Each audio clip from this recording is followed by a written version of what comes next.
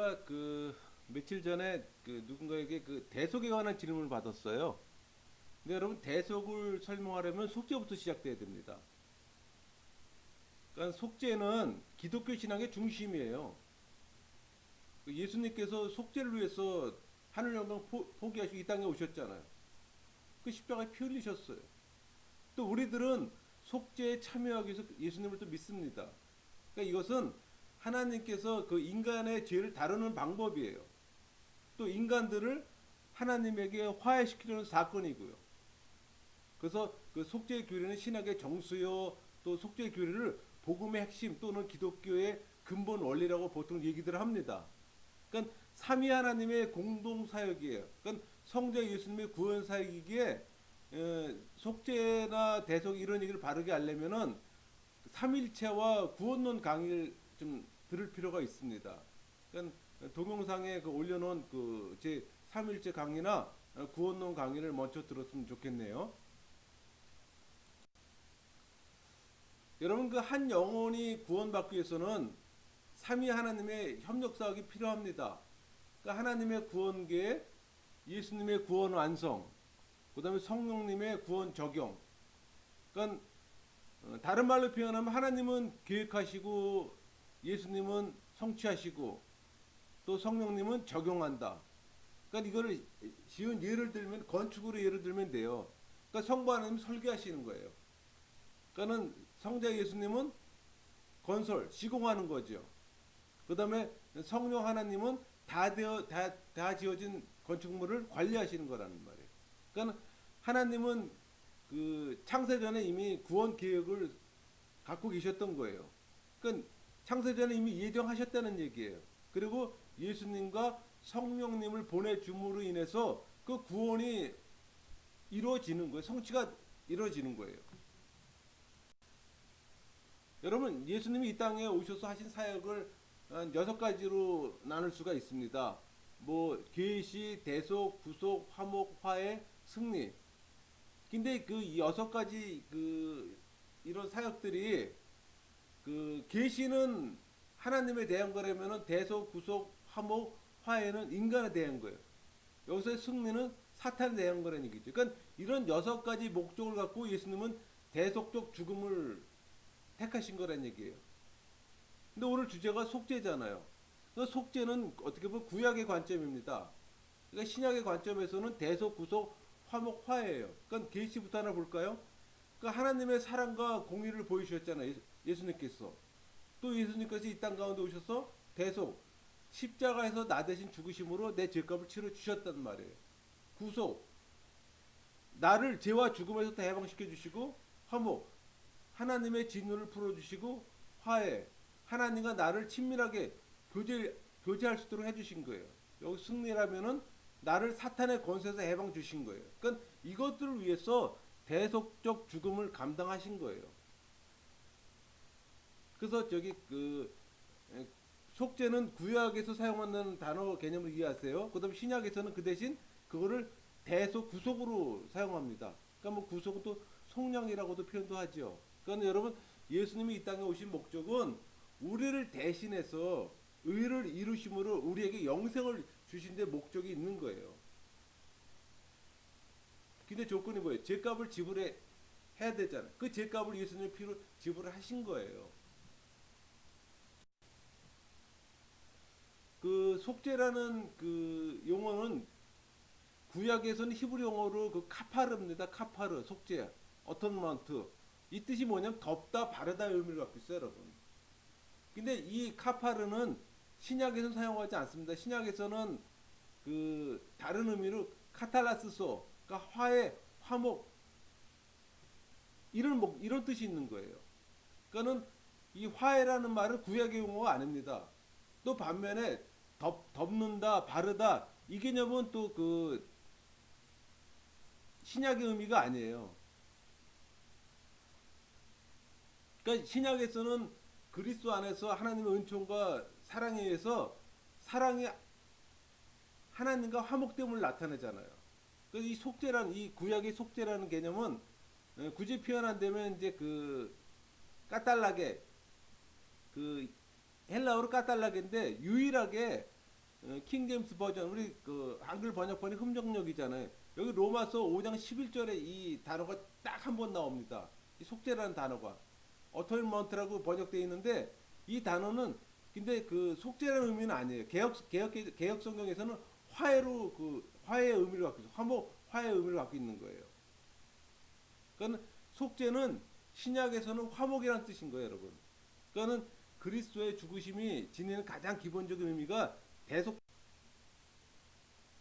여러분 그 속죄의 그 성격을 보면은 속죄 행위가 당사자인 그 예수님과 또 대상자인 하나님 그리고 수혜자인 인간에 있어서 어떤 의미가 있는가를 보여주는 거예요. 이 속죄의 성격은. 그러니까 그 예수님의 그 속죄 행위는 하나입니다.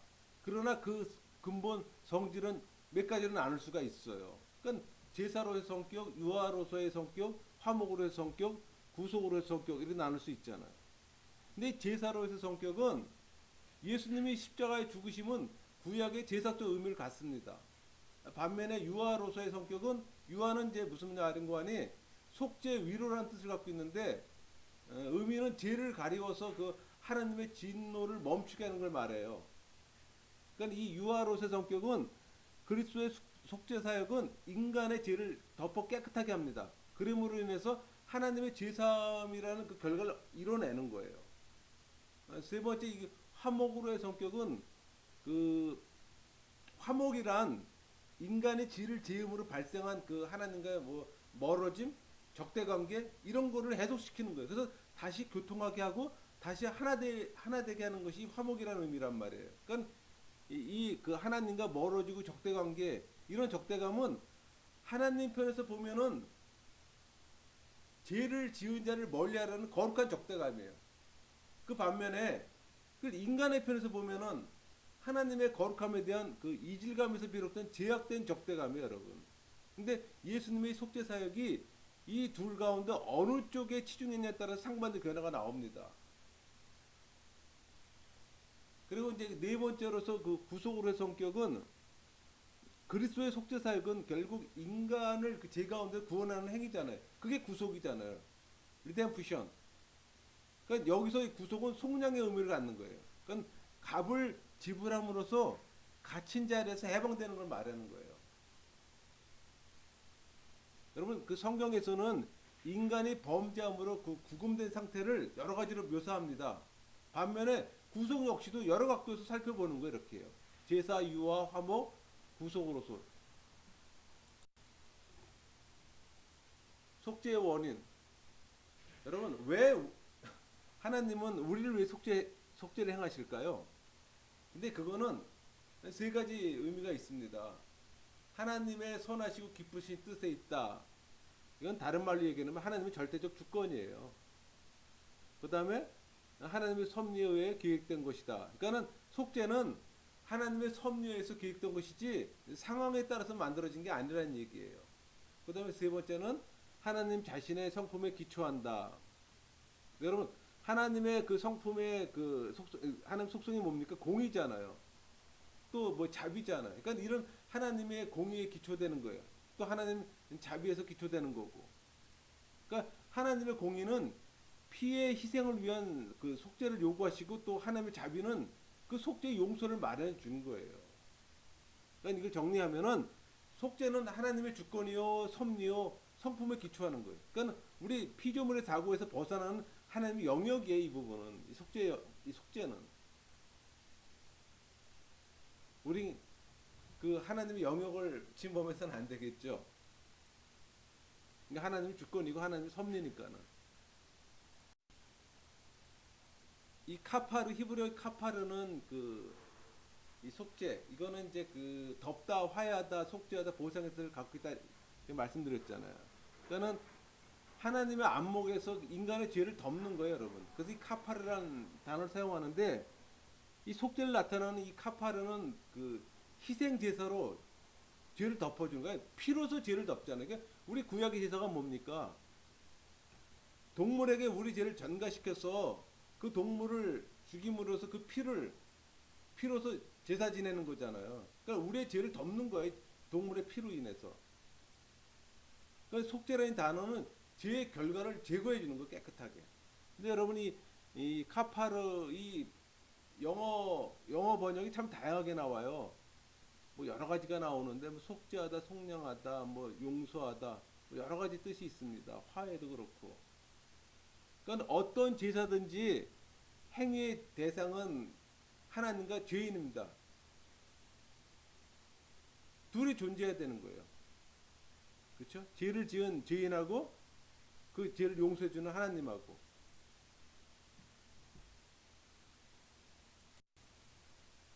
이 카파르가 그 성경에서 가장 먼저 나오는 게 그 창세기 6장 14절입니다. 처음 나오는 건데 이 원래 뜻은 씌우다라는 뜻을 사용하거든요. 그 여러분 그 하나님께서 노아에게 방주를 만들으라고 이렇게 지시하시잖아요. 그리고 여기서 그 만들고 나서 이제 물 위에서 떠야 되니까는 그 6장 14절에 보면 역청을 그 안팎에 칠하라 칠하라 이런 이 칠하라가 이제 카파르예요. 그러니까는 이 단어의 대부분은 속죄를 위해서 제물의 피를 바르는 의미를 합니다. 그러니까 참고로 역청은 그 광물성 아스팔트입니다. 우리 그 도로에 까는 그 아스팔트 있죠? 똑같은 거예요, 그거. 이 역청이. 근데 이게 방수 기능도 해요.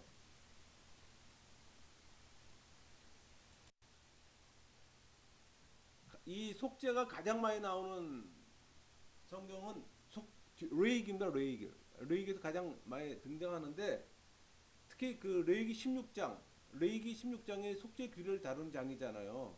뭐 대속죄도 나오는 거고. 그러니까 속죄를 위한 제사를 다루기 때문에 이 카파르란 단어가 가장 많이 나오는 게 레이기 16장이에요. 16번 나온다 그랬잖아요.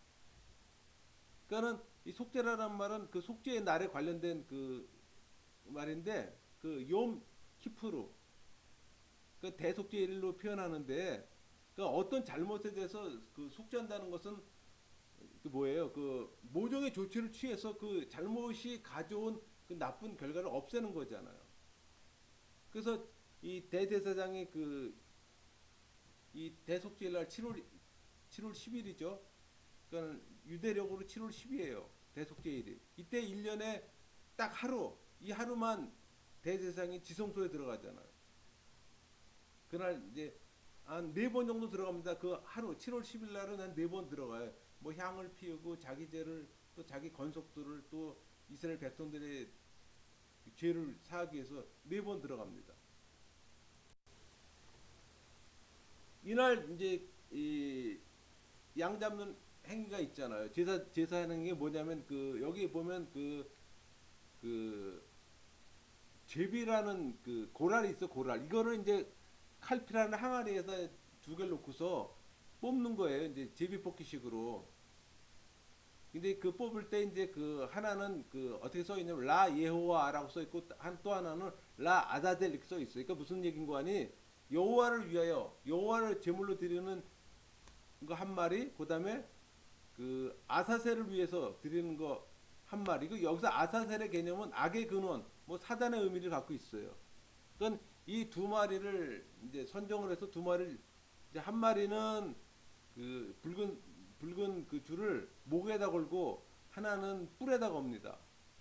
그래서 이 뿔에다 거는 것이 그 아사셀 염소예요. 그래서 이제 이 여호와를 위한 제물은 성전에서 제사 드리고 이 아사셀 염소는 죄를 전가시켜서 죄를 안수하는 거죠. 죄를 전가시켜서 이 광야를 끌고 나가서 이제 죽이는 거란 말이에요. 그러니까 이 죄의 염소는 완전한 제거입니다. 그러니까 이 염소가 이스라엘의 죄를 지고서 멀리 떠나가잖아요. 그러니까 이 아사셀 염소는 인류의 죄악을 도말하기 위해서 그 죄를 짓고 성문 밖 골고다로 향하시는 예수 그리스도를 그 예표하기도 합니다. 이거는 우리가 레위기에서 공부할 부분이죠. 여러분 저기 그래서 이제 이 아사셀 염소를 여기 보면 22절에 그 접근하기 어려운 땅에 이런 표현을 쓰잖아요. 그러니까는 이스라엘의 모든 불의와 죄를 담당한 염소가 다시 돌아와서는 안 되잖아요. 장막이 다시 돌아오거나 인간에게 잡혀서 살아나는 있어서는 안 되거든요. 그래서 저런 그 광야에 가서 그 아사헬 염소를 완전 죽입니다. 그냥 굴러 떨어뜨렸어. 그래야지만 이스라엘의 모든 죄가 다 사해지는 거거든요. 이제 속죄가 구약의 그 용어라면은 대속, 화목은 대속이나 이제 뭐 구속 이런 건 이제 그 신약의 용어입니다. 그러니까 속죄는 신약 성경에 나오지 않는다고 말씀드렸잖아요. 대신 대속과 구속으로 표현됩니다. vicarious 이렇게 표현도 하죠. 그러니까 그리스도의 죽으심은 대속적인 거예요. 그러니까 다시 말해서 십자가에서 나 대신 죽으심으로 내 죄값을 치러 주신 거예요. 그러니까 예수님의 죽으심은 우리의 벌을 대신 받으신 대리인이 되셨음을 그래서 대속적 죽음이라고 얘기를 하는 대속적이라고 얘기를 하는 거예요. 우리의 벌을 대신 받으셨기 때문에 또 우리의 죄가 예수님께 전가됨으로써 예수님은 또 우리의 징벌을 대신 담당하신 거예요. 대신 이 대속에 관련된 그 성경 구절은 많이 있습니다. 대표적인 거 몇 개 뽑아봤어요. 고린도후서, 베드로전서, 히브리서, 이사야에서 뽑았는데 고린도후서 5장 20절에서 21절 보세요. 그러므로 우리가 그리스도를 대신하여 사신이 되어 그다음에 21절에 하나님이 죄를 알지도 못한 이를 우리를 대신하여 이런 표현 쓰잖아요. 그러니까 예수님은 다른 사람을 위한 죄가 되신 거예요. 그래서 대속자가 되신 거예요. 그다음에 베드로전서 2장 24절 보세요. 친히 나무에 달려 그 몸으로 우리 죄를 담당하셨으니. 그러니까 예수님은 십자가에서 예수님의 육체에 다른 사람의 죄를 담당하신 거예요. 히브리서 9장 28절 보세요. 이와 같이 그리스도 많은 사람의 죄를 담당하시려고 단번에 들으신 바 되셨고. 그러니까는 다른 사람의 죄를 담당하시기 위해서 단번에 고난을 당하시는 거예요. 그 다음에 이사야 53장 4절에서 4절, 5절, 6절 우리가 너무나 많이 잘 알고 있는 구절 있잖아요. 우리의 질고를 지고 우리의 슬픔을 당하였거늘 우리의 허물 때문이요 우리의 죄악 때문이라 우리 모두의 죄악을 그에게 담당시키셨도다. 그러니까 예수님은 죄인을 대신해서 고난과 착지질과 죽음을 당하신 거잖아요. 그 다음에 이제 또 다른 용어, 구속입니다. redemption, 속량이라는 것도 표현합니다. 그 6월절에 어린 양이 이제 그 속량, 구속을 이제 표현하는데, 여러분 그 속죄, 구약의 용어, 어토미넌트, 이 속죄는 화해라는 개념뿐이 아니라 구속이라는 개념도 포함되어 있어요. 물론 속량이라는 의미도 있고요. 그러니까 화해가 적대, 그 적의를 제거하는 거라면은 이 구속은, 이 속량은 포로를 해방하는 거예요. 그러니까 나를 죄와 죽음에서 해방시켜주는 거예요. 그러니까 속박이나 예속의 상태에서 석방 또는 해방을 시켜주는 거예요. 그러니까 여러분 그 속죄, 대속, 구속, 화해라는 개념이 좀 정리됐어요? 이게 좀 정리가 돼야 돼요. 그러니까 속죄는 구약적 용어라면은 신약적 용어는 대속, 구속, 화해라는 거. 그러니까 속죄는 죄를 덮는다는, 원래 덮는다는 의미가 본 뜻이에요. 근데 실질적으로 구약에 덮는다는 것 갖고서는 신약에서는 그게 만족할 수 있는 단어가 아니에요. 죄를 덮는 정도 갖고는 안 되잖아요. 구약에서는 그 양들을 잡아서 제사 드렸을 때 그 피로 죄를 덮었잖아. 근데 신약에서 그 정도 갖고는 양이 안 차요.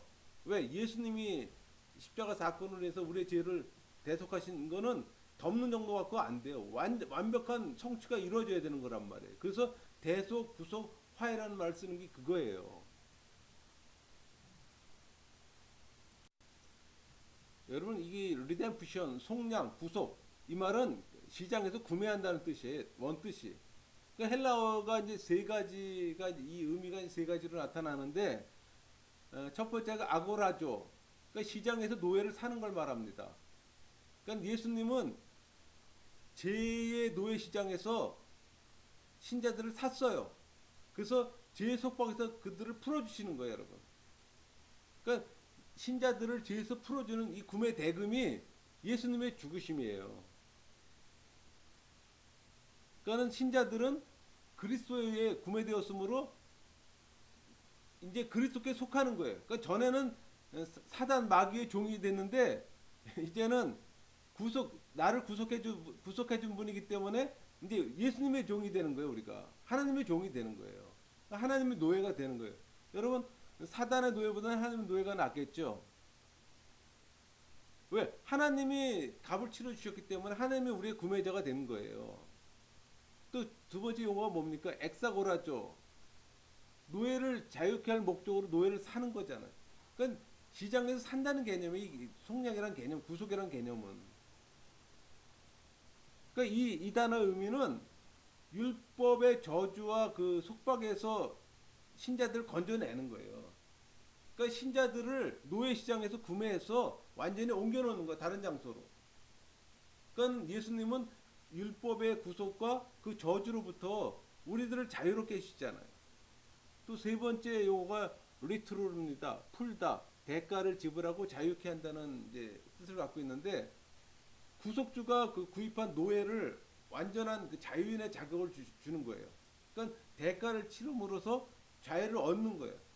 그러니까 이 단어에서는 배상금을 그 지불하고 그 자유롭게 된다는 사상이 들어가 있어요. 그러니까 신자들은 예수님의 보혈로 구속함을 받잖아요. 그러니까 하나님의 소유가 되는 거예요. 그러니까 구속은 죄를 중심으로 한 개념입니다. 그러니까 인류는 죄에 속박되어 있잖아요. 그러니까 누군가가 그 노예 상태에서 인간을 구해줘야 돼요.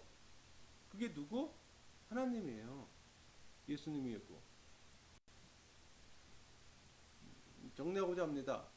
그러니까 그리스도의 죽음은 대리적 죽음입니다. 또 만족스러운 죽음이고 또 하나님의 공의를 만족시키고 또 이 그리스도의 죽음은 하나님 율법을 만족시켜요. 또 속죄를 포함하기도 하고 또 회유를 포함하기도 하고 아까 그 속죄 성격을 설명할 때 제가 말씀드렸던 부분이잖아요. 그러니까 예수님의 죽음은 화목을 포함한다 그랬습니다. 그러니까 예수님은 죄인들을 대신해 죽으시고 또 그들에게 자유를 주시고 또 하나님과 화목해 주시고 또 이를 통해서 거룩하신 그 하나님의 공의의 요구를 또 만족시켜 주고 한마디로 그리스도의 죽음은 하나의 대속물입니다. 그러니까 그리스도의 죽음이 값을 지불했잖아요. 속전으로 제시됐잖아요. 여러분 대속물의 사상이 뭐예요? 다른 사람들을 속박해서 풀어주기 위해 값을 지불하는 사상입니다. 마태복음 20장 28절 보세요. 인자가 온 곳은 섬김을 받으려 함이 아니라 도리어 섬기려 하고 자기 목숨을 많은 사람의 대속물로 주려 함이니라. 예수님께서 직접 말씀하신 거예요. 당신께서 많은 사람을 위하여 당신 생명을 대속물로 주시려고 오셨다고 말씀하셨잖아요. 그러니까 여러분 그리스도의 사역은 하나님의 속죄, 대속, 구속, 화해라는 이 사역을 완벽하게 이룬 겁니다. 그래서 구속받은 우리는 하나님 백성답게 살아야 돼요. 오늘 강의 여기서 마치겠습니다.